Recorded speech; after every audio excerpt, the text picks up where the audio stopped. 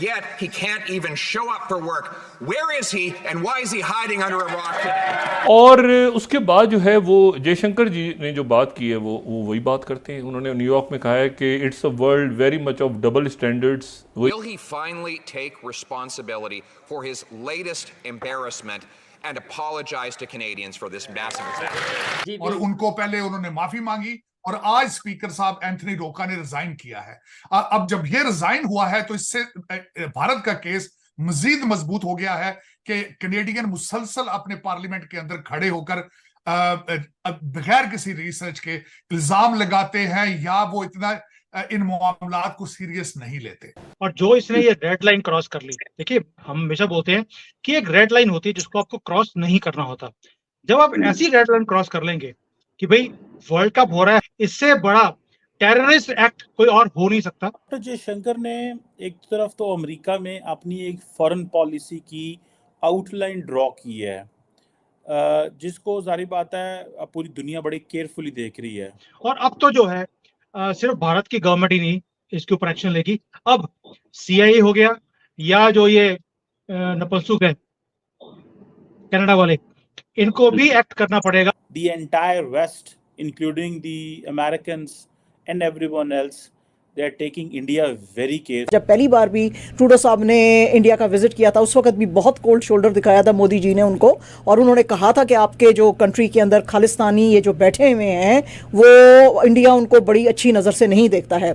आज भी जो हिंदुस्तान के जो न्यूज़पेपर्स थे उसमें बेशुमार एडिटोरियल्स जो आए हुए हैं वो कहते हैं जी, उन्होंने ये जस्टिफाई करने की कोशिश की है कि आज जो कैनेडियन प्राइम मिनिस्टर है वो इंडिया के ऊपर एतराज कैसे कर रहा है, जबकि हम बड़े अरसे से कैनेडियन गवर्नमेंट को कहते हैं कि आपके मुल्क में ना सिर्फ खालिस्तानी हैं बल्कि बहुत सारे दूसरे लोग जैसे कि तलविंदर सिंह परमार, जैसे कि इंद्रजीत रियात वगैरह, वो जो हैं वो वांटेड लोग थे। उनको आपको कॉन्स्टेंटली हम देते रहे हैं आपको इंफॉर्मेशन कि इन लोगों के खिलाफ आप क्या कर रहे हैं। आपने उनके ऊपर कोई भी एक्शन नहीं लिया, बल्कि आप जब हिंदुस्तान में आते हैं तो आप कहते हैं जी हम तो फ्रीडम ऑफ स्पीच और फ्रीडम ऑफ एक्सप्रेशन को बड़ी जो है वो ऊंची जगह पे रखते हैं, और हमारा मुल्क एक डेमोक्रेटिक कंट्री है और हम अगर कोई पीसफुल असेंबली कर रहा है तो उसको हम नहीं रोकेंगे। तो इसलिए अभी भी इंडियन गवर्नमेंट जो है पूरी तरह से कन्विंस नहीं है, क्योंकि ट्रूडो साहब ने और जो इन्होंने कहा है कि जी हमारे पास क्रेडिबल इंफॉर्मेशन तो है बट वी आर इन्वेस्टिगेटिंग, और जो हमारी फॉरेन अफेयर्स मिनिस्टर हैं मेलेनी जोली, उन्होंने भी कहा है कि if proven these are very serious allegation, means वो डाउट कर रहे हैं कि कनाडा के पास कोई क्रेडिबल इंफॉर्मेशन इस सिलसिले की है कि कोई रॉ के एजेंट्स आए हैं और उन्होंने मारा है, क्योंकि वो बार बार कह रहे हैं जी कि, लेकिन अब कैनेडियन गवर्नमेंट का पॉइंट ऑफ व्यू ये है कि वो बड़ा एहतियात से चल रहे हैं, जैसे कि कल भी प्राइम मिनिस्टर ने कहा कि we don't want to provoke India. और उसके बाद जो है वो जयशंकर जी ने जो बात की है वो वही बात करते हैं। उन्होंने न्यूयॉर्क में कहा है कि it's a world very much of double standards, वही कि जी डबल स्टैंडर्ड की दुनिया है, कोई मारते हैं तो इधर वो भाई अमेरिका इत्तेहादी दुनिया देख रही है। और जी न्यूज़ ने तो मुझे नहीं पता जयशंकर जी आज क्या बात करेंगे, लेकिन जयशंकर की खिताब को पहले ही उन्होंने जी ने एक अजीब, मैं तो इसको नहीं समझ पाया कि क्या है ये, क्या है कि Jaishankar will say ... Canada Khalistan will break the back of Pakistan. ये अजीब व गरीब सी, क्योंकि जयशंकर अगर मेरे तो ख्याल है बात करेंगे भी वहां पर तो वो अजीब सी होगी कि वो वजाहतें कर रहे हैं कनाडा के हवाले से। नहीं पता नहीं खुद। जब गीदड़ की मौत आती है तो कहाँ जाता है? शहर की तरफ।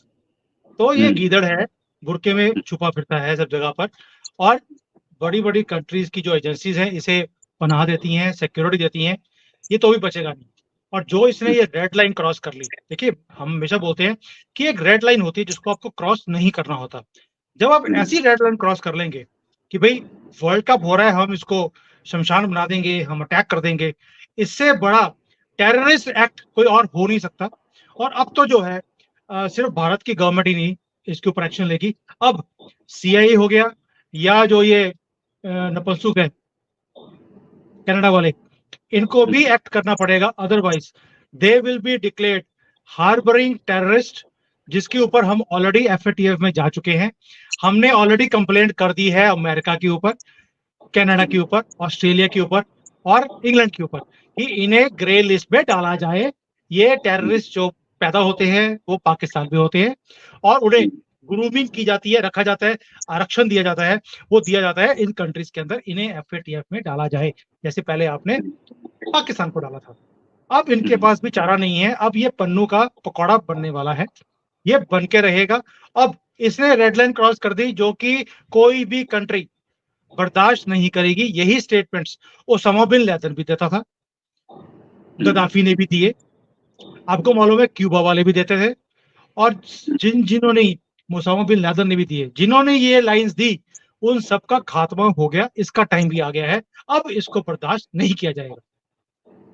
यही तो मैं सोच रहा हूँ, पन्नू एक बार आए तो इंडिया, वो इंडिया आने से चूहा जो है वो वही बैठा बैठा वहीं से कॉमेडियन डॉग नहीं होता, अच्छे से चलता रहता है, आप उसको अटैक कोशिश करो, निचर का भी ये हाल हुआ था, पन्नू का भी यही हाल होगा अंत में, और कोई इसका चारा नहीं है। ये कुछ भी कर ले, पन्नू जितना मर्जी छुप जाए, अब सिर्फ भारत की सरकार ही नहीं पीछे लगेगी, अब तो बिश्नोई भी लगा हुआ है, भारत की सरकार लगी है, अब CIA भी लगेगा, इनको लगना पड़ेगा रोहित भाई। ये जो मर्जी कर ले, ये बच नहीं सकता, इसकी मौत निश्चित है। आप लिखवा लो मेरे से आज की डेट में, क्योंकि आप सोच के देखिए, KPS गिल ने, आपको याद होगा KPS गिल, नाम भूले तो नहीं ना कभी, KPS गिल, उन्होंने, एक आदमी ने पूरे पंजाब को सफाइया कर दिया था उसने।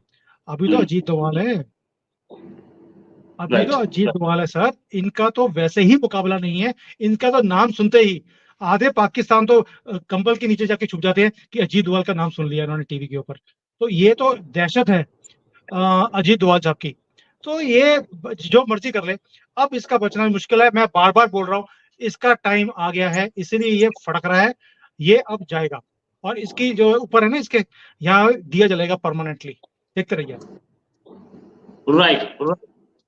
अच्छा, लोग बोल रहे हैं इको आ रही है, मुझे कोई बताएगा कि सिर्फ मेरी आवाज में आ रही है, आवाज में भी आ रही है? सुमित जी, डोंट वरी, ऐसा हो जाता है। नहीं, ऐसा हो जाता है, ऑन एयर में बहुत सारी चीजें हो जाती है, डोंट वरी। आपको मेरी आवाज आ रही है? बिल्कुल आ रही है, बिल्कुल सही। अच्छा, तो एक बात मैं ये भी पूछ रहा था कि ये खालिस्तान का जो मामला है, कहीं पंजाब में दिखता नहीं है। ये पन्नू जो है, और अच्छा, पन्नू की हिम्मत देखिए जरा, पन्नू बौखला गया है, क्योंकि हमारी NIA की रेड पड़ी थी, पन्नू की बहुत सारी प्रॉपर्टीज को लिया गया। उसके बाद जब्त करने के बाद आज सुबह से रेड चल रही है, कई खालिस्तानी अरेस्ट हुए इंडिया में, NIA की रेड हैं, और साथ में कई लोगों की प्रॉपर्टी जब्त की गई है। तो पन्नू घबरा गया, पन्नू की प्रॉपर्टी। आफ्टर ऑल, भारत मां से, अपने कंट्री से गद्दारी वो इस पैसे के लिए तो कर रहा था, ये पैसा ही गया, तो वो गद्दारी क्यों कर रहा था इतने दिन से? उसे ही पन्नू को भी समझ में आया ना कि वो कर क्या रहा है। भी नो प्रॉब्लम, ठीक है। अब पन्नू की बारी, ये पन्नू भी जल्दी ही 72 वोटों के पास पहुंचा दिया जाएगा। हम नहीं करते, गवर्नमेंट तो साफ बोलती है ना, कल तो एक्सटर्नल अफेयर्स मिनिस्टर ने भी बोला कि हम नहीं करते, ये बात सच है, लेकिन हमारे पास बहुत सारे लोग हैं।